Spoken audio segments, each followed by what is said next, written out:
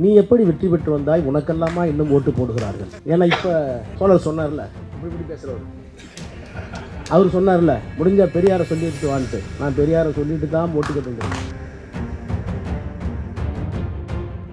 எந்த சொத்தும் டாட்டாவுக்கும் பிர்லாவுக்கும் போன சொத்தோ, வெள்ளைக்காரன் அடித்த கொள்ளையோ எங்கள் சொத்து அல்ல. அது அவளுக்கு போக வேண்டிய சொத்தை அவர்களே எடுத்துக்கொண்டு போய்விட்டார்கள். முழு தங்க சிலையை, புத்தர் சிலையை எடுத்துக்கொண்டு போய் அதை உருக்கி விட்டுதான் இன்றைக்கு ஸ்ரீரங்கம் கோயில் இருக்கிறது. இதை சொன்னா நான் பெருமாளுக்கு எதிரிடுவேன். இன்னும் சொல்ல போனால் காந்திக்கு ஒரு ஞானம் வந்ததே தமிழ்நாட்டை பார்த்து தான். 1932 வரை இந்த சென்னைக்கு அவ்வளவு பெரிய காந்தி வந்தால், மயிலாப்பூரில் இந்திய தேசிய காங்கிரஸ் கட்சியினுடைய தலைவராக இருந்த சீனிவாச ஐயங்கார் வீட்டு திண்ணையில் தான் அவருக்கு இடம். தேசபிதா காந்தியை திண்ணையில் இருந்து படுக்கை இறக்கி கொண்டு போன பெருமை திராவிட இயக்கத்துக்கு தான் உண்டே தவிர காங்கிரஸுக்கு இல்லை. நான் நேராக காங்கிரஸில் இருந்த அந்த மதவாதிகளே பார்க்குறேன். காங்கிரஸுக்குள்ளே இருந்த புருஷோத்தம தாண்டனா இருந்தாலும், அந்த பெரிய பெரிய இந்து மதவாதிகள்லாம் இருந்தாங்கல்ல, அவர்களெல்லாம் பார்க்கிற போது இன்றைக்கு ராகுல் காந்தியை பேர்க்கிற போது எனக்கு பெருமையாக இருக்கிறது. காந்திக்கு பேரனா நேருவுக்கு பேரனான்னு தெரியாது, அவர் இன்றைக்கு பெரியாரின் பேரனாக இருக்கிறார். எதுவரை உன் மொழி நீள்கிறதோ அதுவரை உன் நாடு, எதுவரை உன் மொழி வாழ்கிறதோ அதுவரை உன் இனம். அரசியல் சட்டத்தை எழுதுகிற போது சப் கமிட்டி ஆன் மைனாரிட்டிஸ், சிறுபான்மை மக்களுக்கான உபக்குழு ஒன்று வச்சாங்க. அதுக்கு தலைவர் யார் தெரியுமா? சர்தார் வல்லபாய் பட்டேல். அரசியல் நிர்ணய சபையில் இஸ்லாமியர்கள் இருக்கிறார்கள், கிறிஸ்தவர்கள் இருக்கிறார்கள், சிறுபான்மை மக்கள் இருக்கிறார்கள். அவர்களுக்கு என்ன பாதுகாப்புன்னு தேடி தேடி தேடி தேடி கொண்டு வரப்பட்ட சட்டம் தான் அரசியல் சட்டம். அதிலே கூட சில இடங்களில் சங்கராச்சாரியர்கள் ஈடுபட்டு கொஞ்சம் மத நம்பிக்கையெல்லாம் காப்பாற்றுவதற்கு புண்படக்கூடாது, மொராலிட்டி அண்ட் பப்ளிக் ஆர்டர். அதனால தானே எச் இலையில உருண்டது பப்ளிக் ஆர்டர் மொராலிட்டிங்கிறீங்க. எச் இலையில உருள்றது பப்ளிக் மொராலிட்டினா சொல்ற ஆளுக்கு என்ன மொராலிட்டின்னு தெரியல. பெரியார் கடவுள் இல்லவே இல்லை என்று சொல்வதற்கு 1000 காரணம் நினைத்தோம். ஆனால் சந்திரசூட் தான் சரியான காரணத்தை சொல்லுவேன். மதம் இல்லாமல் ஒருவன் வாழலாம். எனக்கு மதம் இல்லை, இந்துன்னு என்ன சொல்லி வச்சிருக்கீங்க? நான் இல்லை. மதம் இல்லாமல் நான் வாழலாம், சாதி இல்லாமல் வாழலாம், வாழ வேண்டும். மொழி இல்லாமல் எவனாலும் வாழ முடியாது, வாழ்ந்தால் அவன் மனிதன் அல்ல. நாடாளுமன்றம் என்ன விரும்பியதோ, என்ன கருதியதோ, என்ன ஒப்புக்கொண்டதோ அதை அதே நாடாளுமன்றத்தின் மூலமாக எடுக்கின்ற வித்தையை இந்த காவி கும்பல் செய்து கொண்டிருக்கிறது என்றால், நாடாளுமன்றத்தை இவர்கள் எவ்வளவு கொச்சைப்படுத்துகிறார்கள் என்பதை இந்தியா புரிந்து கொள்ள வேண்டும். எங்கெங்கெல்லாம் வக்ஃப் ப்ராப்பர்ட்டி விடுபட்டு போயிருக்கோ அங்கெல்லாம் ஏறத்தாழ ஆயிரக்கணக்கான சொத்துக்கள், எண்ணிக்கையான சொத்துக்களை வக்ஃப் போர்டு கடந்த காலத்தில் கண்டுபிடித்திருக்கிறது. அந்த இடத்தை வைத்திருந்தவர்களெல்லாம் இந்துக்கள். இப்போ நீ செஞ்சது தப்புன்னு சொல்ல முடியல, அதுக்கு பதிலா நீ செஞ்சதுக்கு காரணமா இருந்தாலும் செக்ஷன் 40 அதை எடுத்துக்கணும். இப்போ பீட்டர், நான் தனிப்பட்ட முறையில் சொல்றேன், திமுக துணை பொதுச் வேணாம், நான் தனிப்பட்ட முறையில் சொல்றேன். இப்போ இங்க நடக்கிற இந்த அயோக்கியத்தனத்தெல்லாம் பார்த்தா, the only remedy is we have to declare we are not Hindus.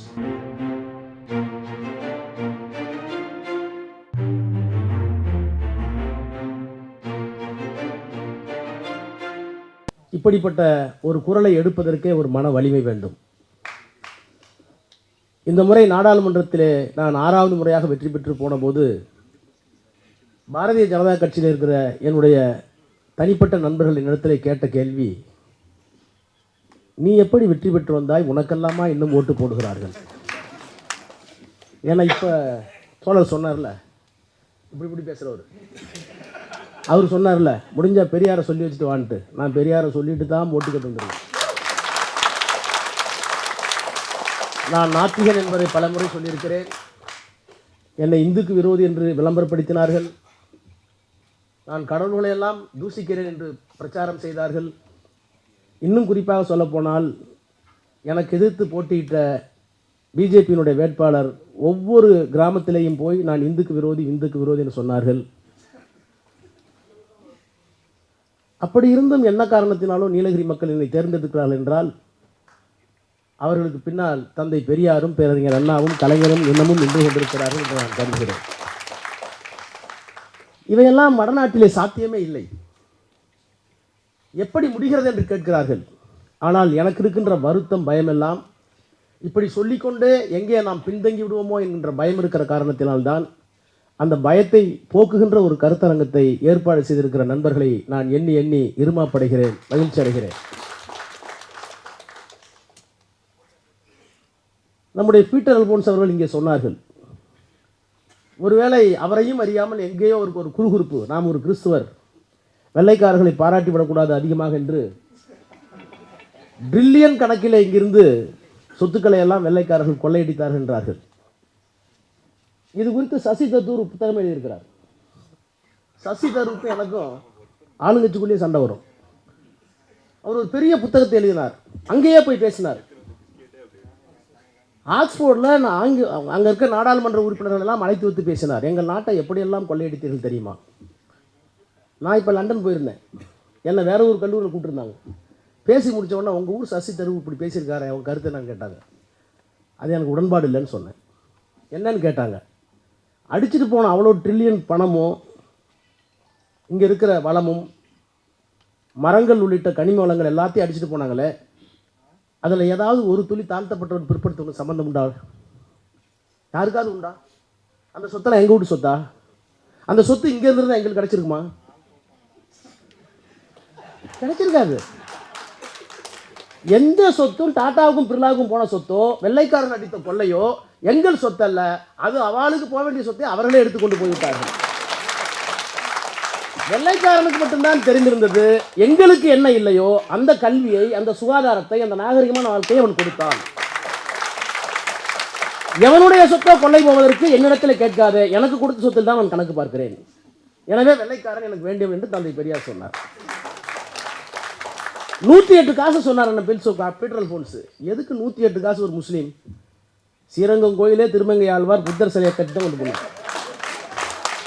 முழு தங்க சிலையை, புத்தர் சிலையை எடுத்துக்கொண்டு போய் அதை உருக்கி விட்டுதான் இன்றைக்கு ஸ்ரீரங்கம் கோயில் இருக்கிறது. இதை சொன்னால் நான் பெருமாளுக்கு எதிரிடுவேன்.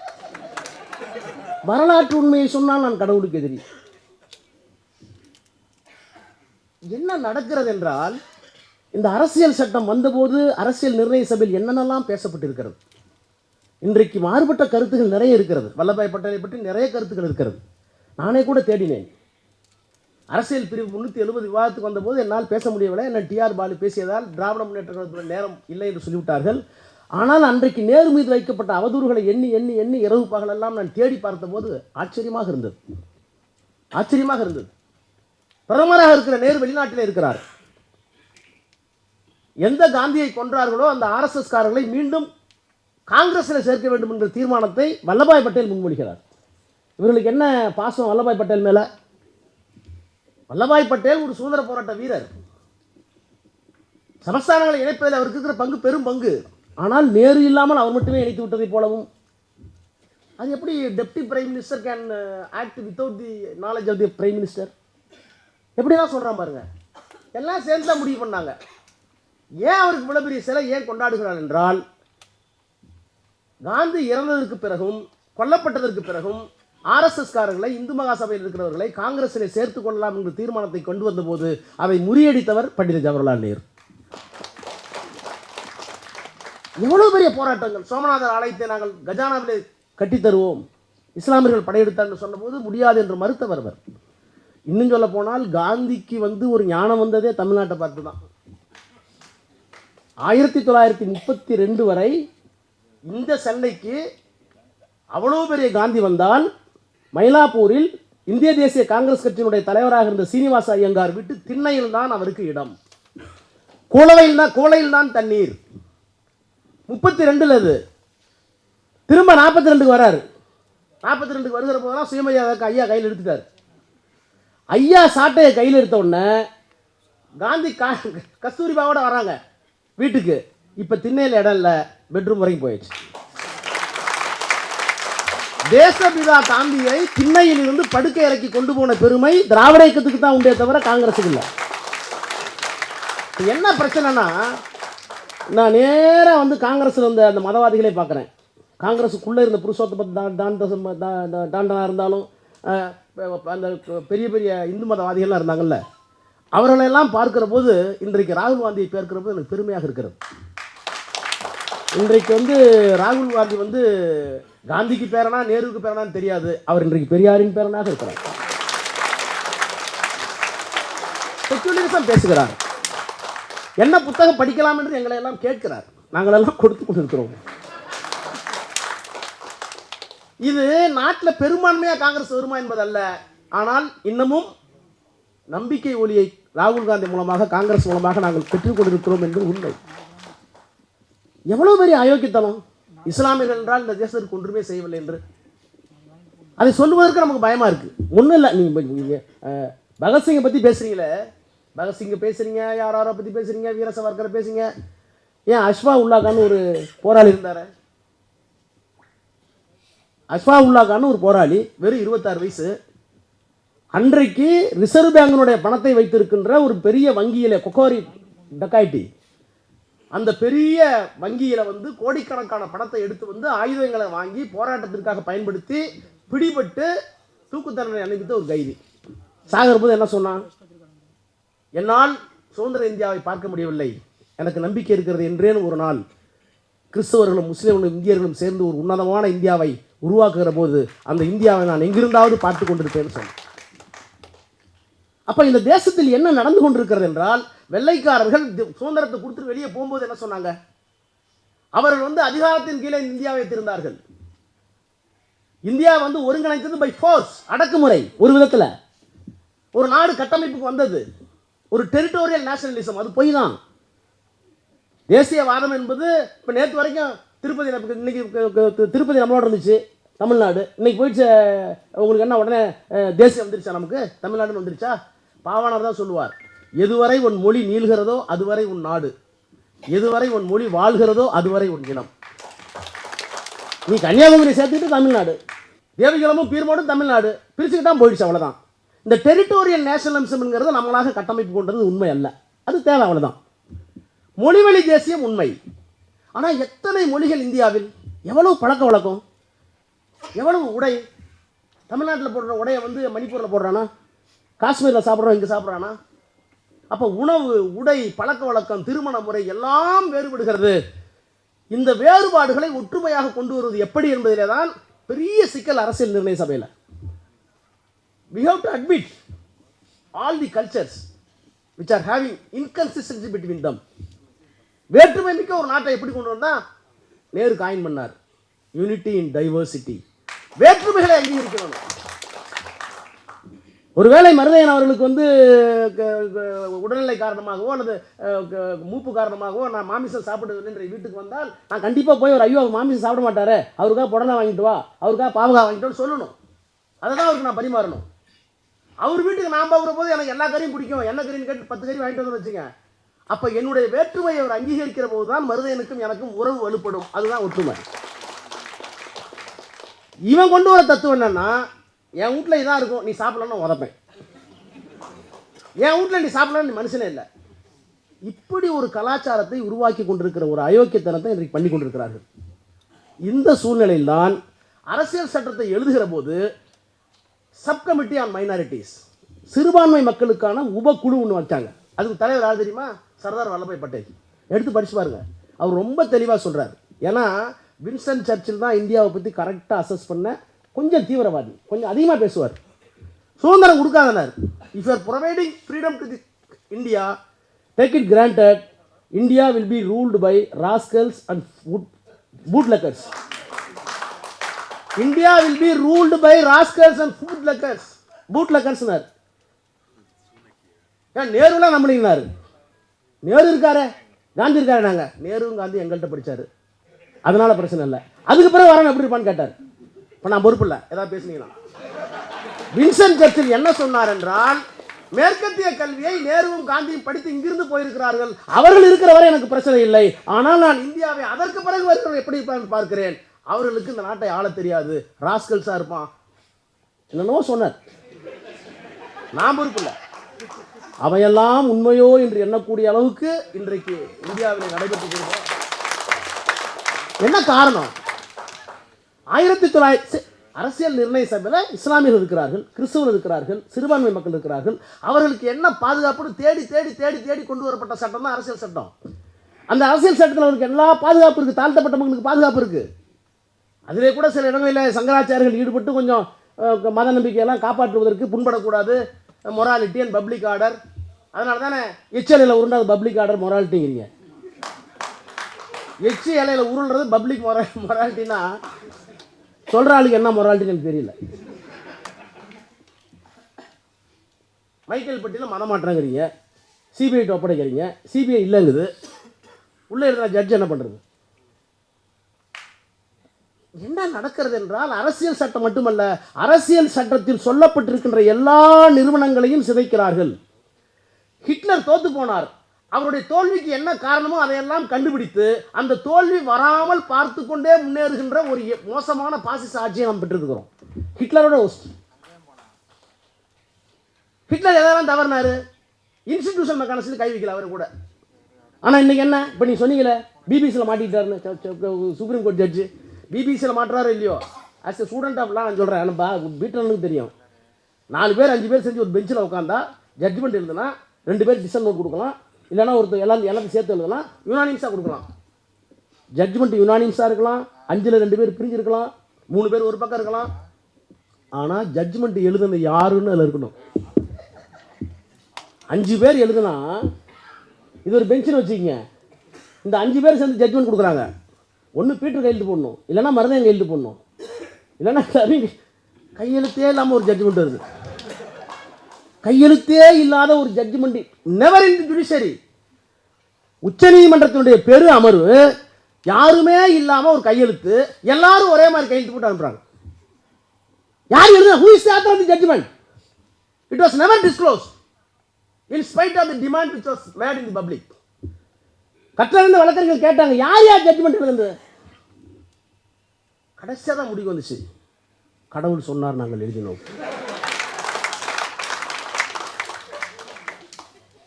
பெரியார் கடவுள் இல்லவே இல்லை என்று சொல்வதற்கு 1000 காரணம் என்று நினைத்தோம். ஆனால் சந்திரசூட் தான் சரியான காரணம் என்று சொல்லியிருக்கோம்.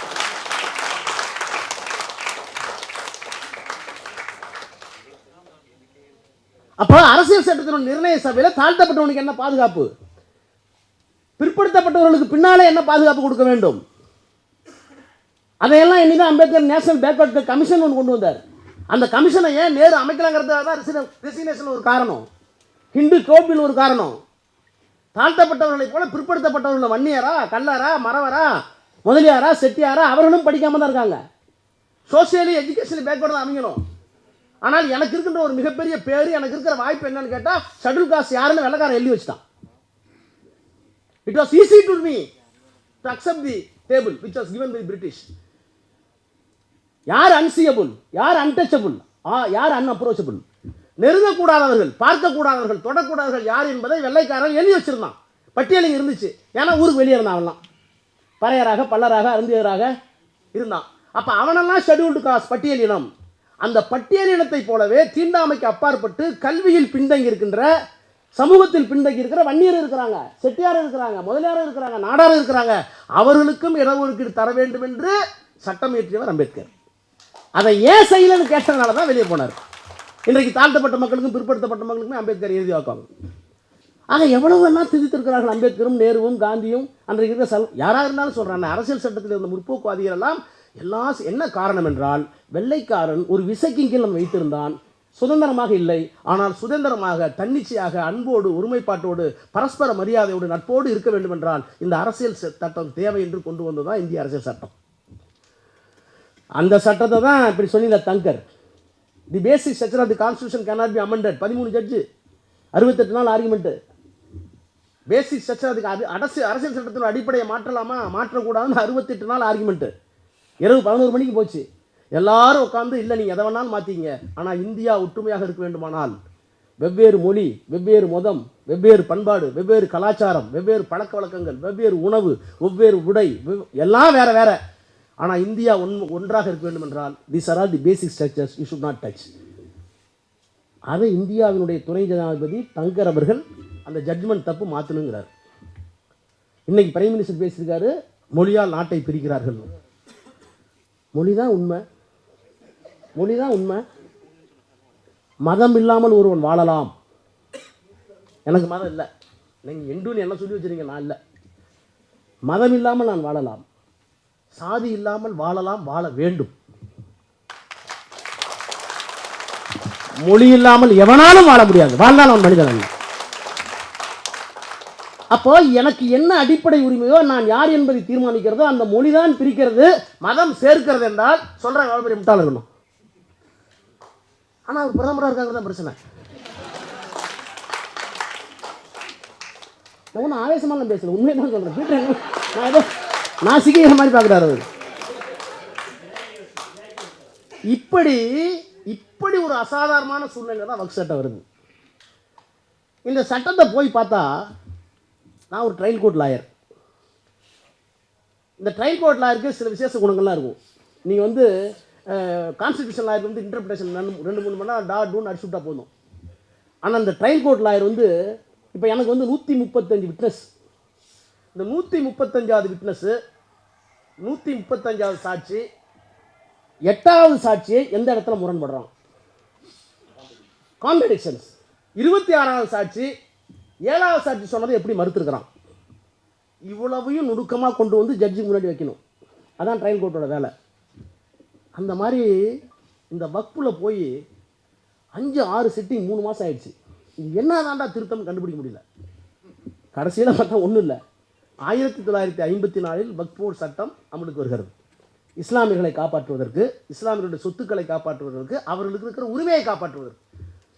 அதில் வெவ்வேறு சொத்துக்கள்லாம் இருக்குது. பாகிஸ்தான் போகும்போதெல்லாம் விற்க முடியாது, ஆவணங்கள் இல்லை, அழிச்சிட்டாங்க, எரிஞ்சு போச்சு, கலவரம். எனக்கு இங்கே வந்து 4 ஏக்கர் நிலம் இருக்குது டெல்லியில், நான் பாகிஸ்தானுக்கு போகிறேன், இங்கே இருக்க விரும்பலை, இந்த சொத்துக்களை எல்லாம் அல்லாஹ்வுக்கு கொடுத்து விட்டேன், அதான் வக்ஃப்.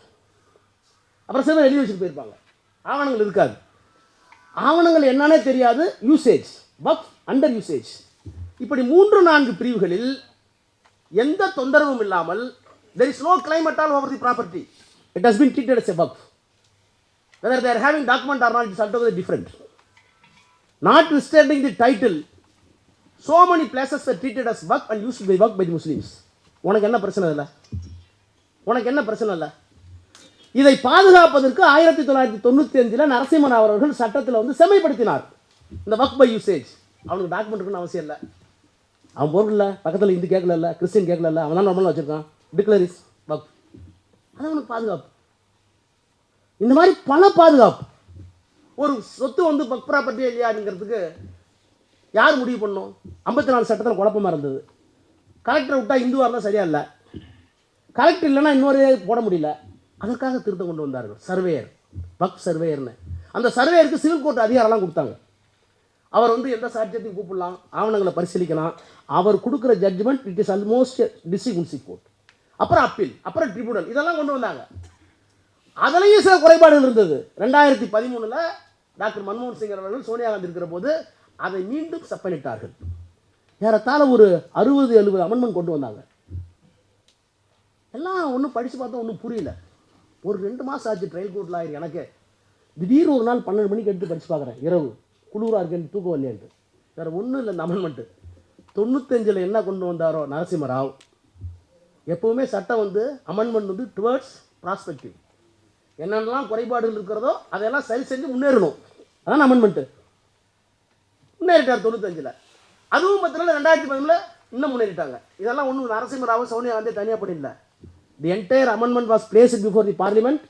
It was discussed at length and ultimately it was passed in democratic manner. 95 கொண்டு வராங்க, 2010 இட் வாஸ் டெலிபரேட்டட். அப்பவும் இந்துக்கள் இருந்திருக்கீங்க, அப்பவும் ஆர்எஸ்எஸ் இருந்திருக்கீங்க, காங்கிரஸ் கூட ஆர்எஸ்எஸ் இருந்திருப்பான்ல, எல்லாம் பேசியிருக்கிறாங்க. காங்கிரஸுக்குள்ள தான் அதிக ஆர்எஸ்எஸ் இருந்தாங்க. அதான உண்மை, அதான உண்மை. அப்போ இவ்வளவு விவாதித்ததுக்கு பிறகு ஒரு சட்டம் வருகிறது.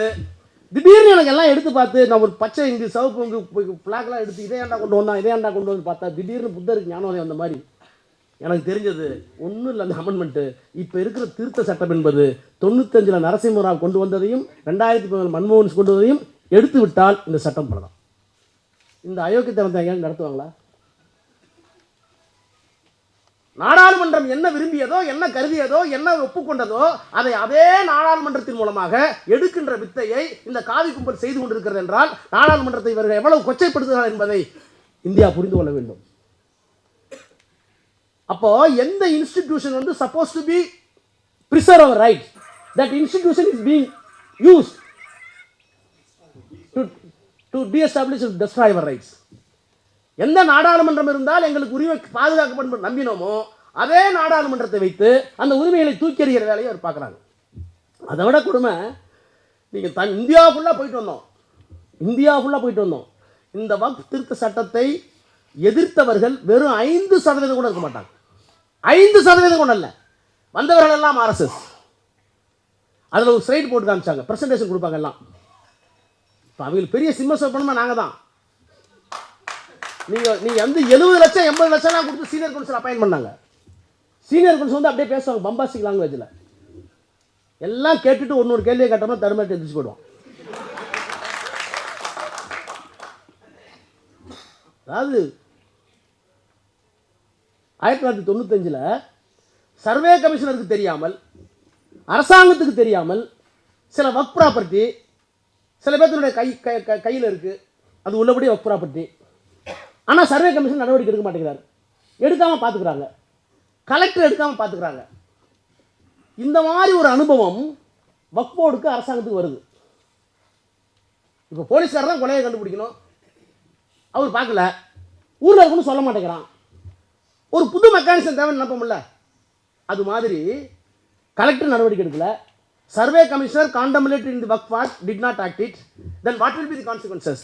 If the board come to a conclusion or reliably learned it is a property, what type of remedy is there?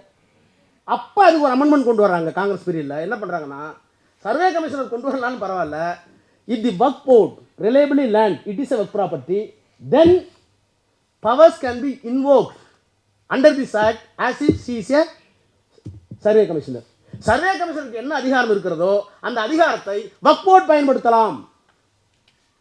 அப்போ சர்வே கமிஷனர் தப்பு பண்ணாலும், டிஸ்ட்ரிக்ட் கலெக்டர் தப்பு பண்ணாலும், அங்கே உட்கார்ந்துருக்கிற இந்துக்களாக இருந்தால் இஸ்லாமியர்களுடைய சொத்து வரும் என்று தெரிந்தால் அந்த போர்டே விசாரித்து அவரே சர்வே கமிஷனர் ஆகி அதை வக்ஃப் போர்டை டிக்ளேர் பண்ணலாம். இதில் உங்களுக்கு என்ன பிரச்சனை? அது இருக்குது, அது ட்ரிபியூனல் இருக்குது, எல்லாமே இருக்குது. இந்த பீரியட் உங்களுக்கு என்ன பிரச்சனை? ஏனென்றால் எங்கெங்கெல்லாம் வக்ஃப் ப்ராப்பர்ட்டி விடுபட்டு போயிருக்கோ அங்கெல்லாம் ஏறத்தாழ ஆயிரக்கணக்கான சொத்துக்கள், எண்ணிக்கையான சொத்துக்களை வக்ஃப் போர்டு கடந்த காலத்தில் கண்டுபிடித்திருக்கிறது. அந்த இடத்தை வைத்திருந்தவர்களெல்லாம் இந்துக்கள். இப்போ நீ செஞ்சது தப்புன்னு சொல்ல முடியல, அதுக்கு பதிலாக நீ செஞ்சதுக்கு காரணமாக இருந்தாலும் செக்ஷன் 40 அதையும் எடுத்துட்டோம். புரிஞ்சதா? மாட்டுக்கு கொம்பு இருந்தால் தானே முட்டும், கொம்பே எடுத்துடுறோம், காலையில் தானே உதைக்கும், காலையை கட் பண்ணிடுறோம். இப்படி ஒரு அயோக்கியத்தனம். அப்புறம் சர்வே கமிஷனர் இருந்தார்ல, அவர் independent officer, appointed under this act, அவர் இண்டிபெண்டன்ட் ஆஃபீஸர். இப்போ அதை எடுத்துட்டு மாவட்ட ஆட்சியர் இருக்கார். நான் என்ன கேட்குறேன், the dispute between the government and the Waqf board.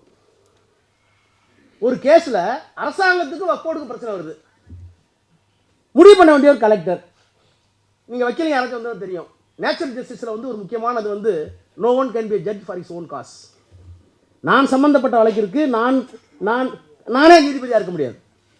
Collector தான் ரெவன்யூ ஹெட்டு. அரசாங்கத்துக்கும் வக்ஃப் போர்டுக்கும் பிரச்சனை, இது அரசாங்க சொத்து தான் வக்ஃப் போர்டு பிரச்சனைன்னு அதுக்கு வந்து இவரே கலெக்டரே இருந்துக்குவாரா? உன் கலெக்டரே இருந்துக்குவாரா? உன் கலெக்டர் ஒரு ஃபோன் வந்தால் பார்த்தாதா இது எப்படி முடியுன்னு? ஜட்ஜுக்கே ஃபோன் போகுது.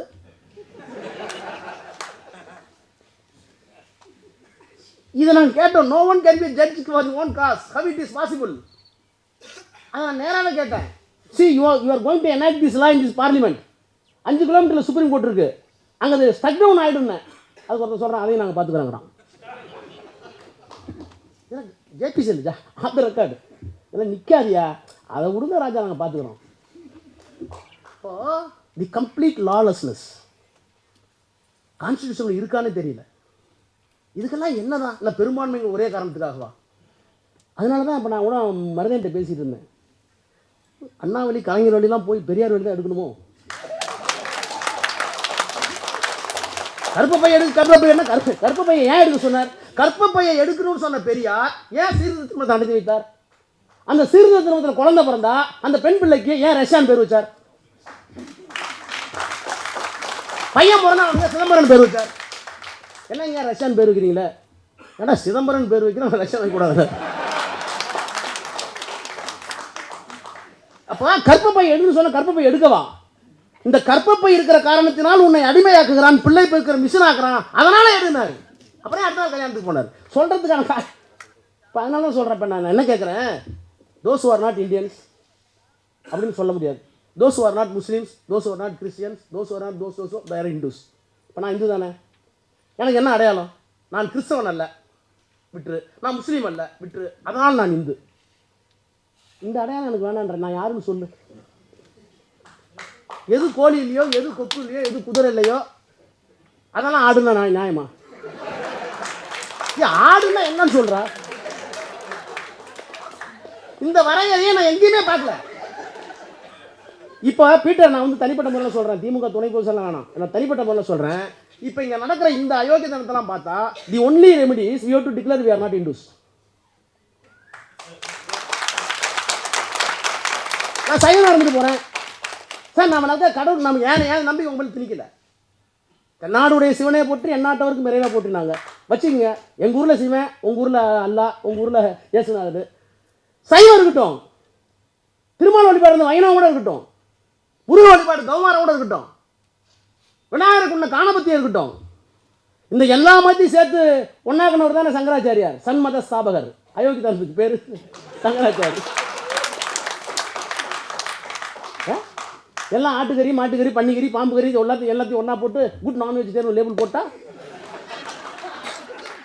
நான் என்ன கேட்குறேன், நீங்கள் வந்து இந்த எல்லா இந்த சன்மத ஸ்தாபகம் இருக்கார்ல, எல்லா மதத்தையும் ஒன்றாக்கணும் இருக்கார்ல, நான் விட்டு ஒரே ஒரு கேள்வி கேட்குறேன். நாங்கள்லாம் ரொம்ப ஒற்றுமையாக இருக்க விரும்புகிறோம், உங்களோட ஒற்றுமையாக இருக்க விரும்புகிறோம். ஒன்றும் இல்லை, ஸ்ரீரங்கத்திற்கு ஜீரத்துக்கு கொண்டு போய் திருவண்ணாமலை சிவங்கோயிலில் போடு. சிவகோயிலில் படைக்கிறார்ல சிவாச்சாரி, அவரை கொண்டு வந்து ஸ்ரீரங்கத்தில் போடு. ஒத்துக்குவீங்களா? ஒத்துக்க மாட்டீங்கல்ல? அப்போ நான் இதனால சொல்கிறேன், இந்த மதத்தின் பெயரால் தான் சிறுபான்மை மக்களை ஒடுக்குவீர்கள், இந்த மதத்தின் பெயர் தான் தாழ்த்தப்பட்ட மக்களை ஒடுக்குவீர்கள், இந்த மதத்தின் பெயர் தான் தமிழை நீங்கள் வளைப்பீர்கள், இந்த மதத்தின் பெயர் தான் ஒரே நாடு ஒரே பண்பாடு என்று கொண்டு வருவதற்கு நீங்கள் முயற்சிப்பீர்கள், இந்த மதத்தின் பெயரால் தான் அரசியல் சட்டத்தை சிதைப்பீர்கள், இந்த மதத்தின் பெயரால் தான் உச்சநீதிமன்றம், எலெக்ஷன் கமிஷன், சட்டசபை, பார்லிமெண்ட் எல்லா நிறுவனங்களையும் தொலைப்பீர்கள் என்றால் அந்த மதத்தை நாங்கள் மறுவாசிப்பு செய்வதற்கோ மீள்பார்வை செய்வதற்கோ என்ன பிரச்சனை? That does not mean we are anti God. கடவுள் எதிர்ப்புகள்லாம் விட்டுருங்க. ஆனால் இந்த மதத்தில் இவ்வளோ பிரச்சனையை வச்சுக்கிட்டு இன்னமும் தாழ்த்தப்பட்டவனா இருக்கான், பிற்படுத்தவனா இருக்கான். அதை விட நீங்கள் இந்த மதத்தில் அம்பேத்கர் கரெக்டாக சொன்னார், Hinduism is nothing but, Hindu religion is nothing but assortment of caste. சாதிகளின் தொகுப்பு தான் இந்து மதம்னாரு. நீங்கள் பீட்டர் தெரிஞ்சிருக்கா, அவர்லாம் அவர் கிறிஸ்டியன்களால பயப்படுறாரு. நீங்கள் நீங்கள் மதம் மாற தடை சட்டம் போடுறீங்கல்ல, ஏன் போடுறீங்க? மதம் மாறுவதை தடை சட்டம் போடுறீங்கல்ல, ஏன் போடுறீங்க? ஒரு இந்து கிறிஸ்தவனை மாறிடக்கூடாது, அதானே? ஒரு இந்து முஸ்லீமை மாறிடக்கூடாது. நான் கேட்குறேன், ஏன் ஒரு இந்து ஒரு கிறிஸ்டியன் ஒரு முஸ்லீம் இந்து மதத்தை ஏன் நீ மாற்ற மாட்டேங்கிறீங்க? மாற்ற முடியுமா உன்னால? எந்த ஜாதியில் வைப்ப? ஒரு இஸ்லாமியன் இந்து மதம், நான் கூப்பிட்டு வரேன் ஒரு ஆளை, எனக்கு வேண்டிய ஒரு இஸ்லாம் நண்பர் இருக்கான், அவனை கூட்டிகிட்டு வந்து பயங்கரமாக சொல்கிறேன், எனக்கு இந்து மதம் பிடிக்கிறது, இந்த பண்பாடெல்லாம் எனக்கு பிடிக்குது, என்னை இந்து மதத்தில் சேர்த்துக்க சொன்னா அவனை படையாச்சல் வைப்பியா, பறையனில் வைப்பியா, தேவரில் வைப்பியா, நாடாரில் வைப்பியா? ஒன்றால் வைக்க முடியாது.